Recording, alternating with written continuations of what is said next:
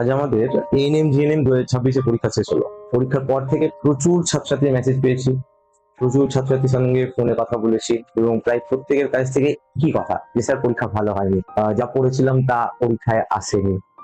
অনেকের কথা যে স্যার পরীক্ষার কোশ্চেন্স তো কমন ছিল, কোশ্চেন্স গুলো পরিচিত লাগছিল, কিন্তু পরীক্ষা হলে বসে কি করলাম, স্যার ওএমআর এ দাগিয়ে আসতে পারিনি। কোশ্চেন্স তো করেছিলাম কিন্তু ওএমআর এ ঠিকঠাক করে মার্ক করতে পারলাম না, পরীক্ষা হলে বসে কি হয়ে গেল। এই কথাগুলোর মধ্যে যদি তোমারও কোনো একটা কথা হয়ে থাকে, তাহলে কিন্তু একটা জিনিস মাথায় রেখো যে তুমি কিন্তু একা নয়। পরীক্ষা শেষ হওয়ার পরে আমাদের নিজেদের ভুলগুলোই সবার আগে চোখে পড়ে। কোন ওএমআর কোনটা দাগিয়ে আসতে পারিনি, কোন কোশ্চেনটা ছেড়ে এসেছি, কোন কোশ্চেনটা আমার জানা ছিল বাট আমি করে আসিনি, এই কোশ্চেনটা প্রচন্ড টাফ ছিল। এই জিনিসগুলো কিন্তু মাথার মধ্যে ঘুরতে থাকে, অফসোস হয়, সেটাই খুব স্বাভাবিক। কিন্তু আমরা একটা জিনিস প্রায় ভুলে যাই যে এই যে পরীক্ষাটা যেটা তুমি দিয়ে এলে, সেটাতে তুমি নিজের পারফরমেন্সটাই শুরু দেখেছো। তোমার পাশের বেঞ্চে যে বসে থাকা যে স্টুডেন্টটা, তার পারফরমেন্স তুমি জানো না। আরো যে হাজার হাজার ছাত্রছাত্রী আমাদের রয়েছে, তাদের পারফরমেন্সের ব্যাপারে তুমি কিচ্ছু জানো না। বাড়ি গিয়ে বন্ধু বান্ধবের সঙ্গে আলোচনা করে, ইউটিউব ভিডিও দেখে, ফেসবুকে কমেন্টস দেখে তোমার ধারণা যে স্যার আমার পরীক্ষা খুব খারাপ হয়েছে, আমার হয়তো এই বছরে কলেজ পাবো না, এই বছরে হয়তো আমার এএনএমটা হবে না, এই বছরেও আমার হয়তো জিএনএমটা হবে না।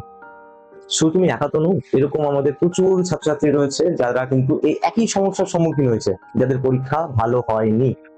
কিন্তু এই পরীক্ষা ভালো না হওয়ার যে ব্যাপারটা, এটা কিন্তু প্রচন্ড আপেক্ষিক।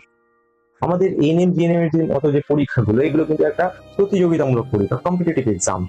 এই এক্সামস গুলোতে শুধুমাত্র তোমার পারফরমেন্সের উপরে তোমার রেজাল্ট ডিপেন্ড করে না।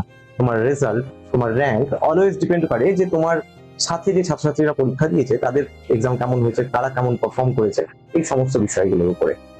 এবং এখন যারা বলছো যে স্যার পরীক্ষা খুব খারাপ হয়েছে, যখন পরীক্ষার রেজাল্ট আসে, যখন র্যাঙ্ক কার্ড আছে, তখন দেখা যায় যে পরীক্ষা আদতেও অতটা খারাপ হয়নি।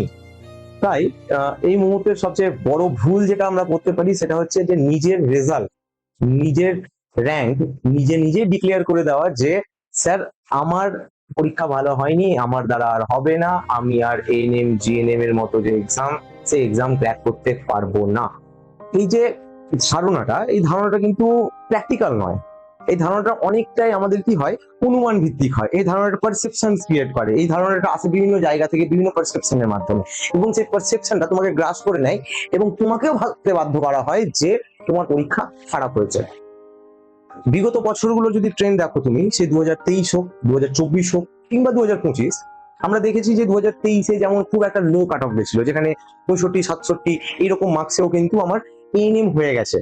2024-এ আমরা দেখলাম এক রকমের ট্রেন্ড, 2025-এ এসে দেখলাম আরেক রকমের ট্রেন্ড, 2026-ও কিন্তু তার অন্যথা হবে না। আমাদের যে ট্রেন্ডস গুলো আমরা দেখে এসেছি, সেই ট্রেন্ডস গুলোর মধ্যে এটা। এবং আমি তোমাকে আশ্বস্ত করে এই একটাই কথা বলবো যে বিগত বছরগুলো যে ট্রেন্ড দেখেছো তুমি, সেগুলোকে একদম সাইডে করে দাও এবং 2026-এ একদম নতুন একটা ট্রেন্ড তুমি দেখতে চলেছো। আমরা যে নিজে নিজে সিদ্ধান্ত নিয়ে ফেলেছি যে আমাদের পরীক্ষা খারাপ হয়েছে, এই ধারণা, এই যে অনুমান, এই অনুমানটা কিন্তু অনেকটা এসছে আমাদের আবেগ থেকে, আমাদের ইমোশনস থেকে, কিন্তু এটা সম্পূর্ণভাবে তথ্যভিত্তিক ধারণা নয়। আমরা যেহেতু পড়াচ্ছি, আমরা যেহেতু দীর্ঘদিন এই ফিল্ডেই রয়েছি, আমরা হলফ করে বলতে পারি যে অনেকেরই এক্সাম, যারা আজকে 60, 65, 67 এরকম একটা মার্কস রয়েছে যাদের, যারা মনে করছে তাদের পরীক্ষা খুব খারাপ হয়েছে, তাদের পরীক্ষা কিন্তু খারাপ হয়নি।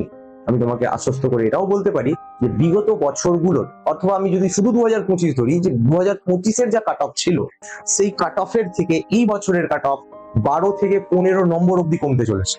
কাট অফ নিয়ে আমরা পরে ডিটেলে আলোচনা করব, কাট অফ নিয়ে আমাদের একটা অ্যানালিসিস আসবে। এবং এই অবস্থায় শুধু শুধু নিজে নিজেই ভেবে নেওয়া যে আমার পরীক্ষা খারাপ হয়েছে এবং আমার দ্বারা হবে না, এই জিনিসটা কিন্তু একেবারেই উচিত নয়। এখন তাহলে তোমার কাজ কি? এখন তোমার কাজ হচ্ছে একটু বিশ্রাম নেওয়া, একটু নিজেকে রিল্যাক্স করা, যাতে তোমার এই বিগত গোটা বছর ধরে যে তোমার একটা পরিশ্রম গেছে, একটা টেনশন, একটা প্রত্যাশা, তোমার তো শুধু নয়, বাবা মা, পাড়া প্রতিবেশী, আত্মীয় স্বজন, সবাই একটা প্রত্যাশা আমাদের উপরে কাজ করে।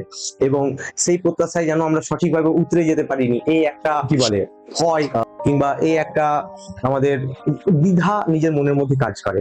এই দ্বিধা থেকে একটু নিজেকে সাইডে সরাও, সাইডে সরিয়ে একটু বিশ্রাম করো, একটু রেস্ট নাও এবং নিজেকে একটু সময় দাও। ঠিক আছে? প্র্যাকটিক্যাল কিছু তথ্য রয়েছে, সেই তথ্য নিয়ে আমাদের কাট অফ ভিডিও আসবে, সেই কাট অফ ভিডিওতে আমরা আলোচনা করবো এই ব্যাপারগুলোতে। এবং তোমরা আমাদের কাট অফের ভিডিও দেখো, আমাদের অ্যানালিসিস দেখো, এবং তারপরে ডিসাইড করো যে তোমার পরীক্ষা কেমন হয়েছে। এই মুহূর্তে শুধু শুধু বিভিন্ন জায়গা থেকে বিভিন্ন কমেন্টস দেখে, বিভিন্ন ইউটিউবের ভিডিওস দেখে, বন্ধু বান্ধবদের কথা শুনে, তাদের সঙ্গে আলোচনা করে শুধু শুধু নিজেদের যে মানসিক শান্তি, নিজেদের যে মানসিক অবস্থা, সেটাকে কিন্তু বিঘ্নিত করো না। আর যাদের সত্যি সত্যি মনে হচ্ছে যে না স্যার খারাপ হয়েছে, আমার তো 30 আসছে, আমার তো 40 আসছে, তাদের জন্য একটাই কথা বলবো আমি, যে তোমাদের ভুল হয়েছে, তোমরা মেনে নিচ্ছি। ভুল মেনে নেওয়াটা তো খুব ভালো জিনিস, তাই না? এবার কিন্তু ভুল হওয়া, ভুল করা এবং হেরে যাওয়া দুটো কিন্তু সম্পূর্ণ আলাদা জিনিস। ভুল করা মানেই কিন্তু শেষ হয়ে যাওয়া নয়। তোমার দ্বারা হবে না এই ভাবনাটাও আনার কোনো প্রয়োজন কিন্তু এই মুহূর্তে নেই। এই কম্পিটিটিভ এক্সামের যে জগৎ, এই জগতে এমন অনেক ঘটনা আছে, এমন অনেক ঘটনা আমি তোমাকে চোখে আঙুল দিয়ে দেখিয়ে দিতে পারি, যেখানে একটা পরীক্ষার্থী নিজে পরীক্ষা দিয়ে এসে ভেবেছিল যে তার পরীক্ষা খুব খারাপ হয়েছে, তারপরে যখন ফল প্রকাশ হলো তখন দেখা গেলো না, তাও খারাপ হয়নি, ভালো ফল হয়েছে। তোমাদের সাথেও কিন্তু এরকমটাই ঘটতে চলেছে এই আমাদের এএনএম 2026-এর পরীক্ষায়। তাই এখনই নিজের বিরুদ্ধে রায় দিও না, নিজের বিরুদ্ধে কথা বলো না, নিজেকে নিজেকে দোষারোপ করো না, অকারণে একদমই নিজেকে দোষ দেওয়া উচিত নয়। আমাদের পরীক্ষার রেজাল্ট খারাপ হয়েছে, আমাদের কম মার্কস আসছে, জাস্টিফাইড। সেগুলো বিভিন্ন কারণে হয়েছে। কোশ্চেন পেপারের ডিফিকাল্টি এক ছিল, অনেকের মনে হতে পারে যে যা পড়েছি তা তো আসেনি, ঠিকই আসেনি। সে ব্যাপারে না হয় আমি আলোচনা করবো পরে। এই মুহূর্তে আলোচনা করে আমি এই ভিডিওর যে মোটিভ, সেই মোটিভটাকে আমি ডিস্ট্রাক্ট করতে চাইছি না। তবে একটাই কথা বলবো, নিজেকে দোষ দিও না, নিজের পরিশ্রমটার সম্মান রেখো, নিজেকে সম্মান করো, নিজের পরিশ্রমটাকে সম্মান করো। এবং একটা কথা মাথায় রেখো, তুমি কিন্তু একা নও, তোমার মতো কিন্তু হাজার হাজার পরীক্ষার্থী রয়েছে। তোমার যদি পরীক্ষা খারাপ হয়ে থাকে তাহলে কিন্তু বাকিদেরও পরীক্ষা খারাপ হয়েছে, এবং তোমাদের টোটাল সমস্ত ছাত্রছাত্রীদের পারফরমেন্স, সে পারফরমেন্সের উপর ভিত্তি করেই কিন্তু তোমার র্যাঙ্ক হবে, তোমার র্যাঙ্ক ডিসাইডেড হবে, তোমার কলেজ তুমি পাবে কিংবা পাবে না সেটা ডিসাইডেড হবে। আমি শুধু তোমাকে আশ্বস্ত করতে আর একটা কথা বলতে পারি যে বিগত বছরের যা ট্রেন্ড রয়েছে, বিগত বছরে যা ঘটেছে তার থেকে এই বছরে প্রায় 12 থেকে 15 নম্বর কমতে চলেছে আমাদের কাট অফ, সেটা এএনএম হোক কিংবা জিএনএম হোক, দুটোতেই কিন্তু এইরকম একটা ম্যাসিভ ড্রপ কিন্তু আমাদের কাট অফ হতে পারে।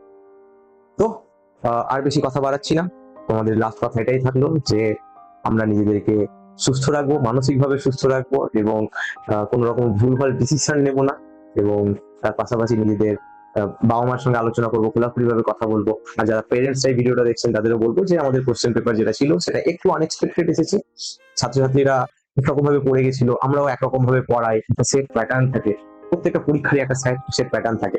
এবার কখনো কখনো এমন ঘটে যে একটা সেট প্যাটার্নের বাইরে গিয়ে কিছু কোশ্চেন পেপার সেট হয়, সেই কোশ্চেন পেপার গুলো যেমন আমাদের হাতে থাকে না, তেমন ছাত্রছাত্রীদের হাতেও থাকে না। তো এই পরীক্ষায় মার্কস কম আসাটাই যে তার র্যাঙ্ক বাজে করে দেবে বা সে কলেজ পাবে না, সেটা কিন্তু ডিসাইড মোটেও করছে না।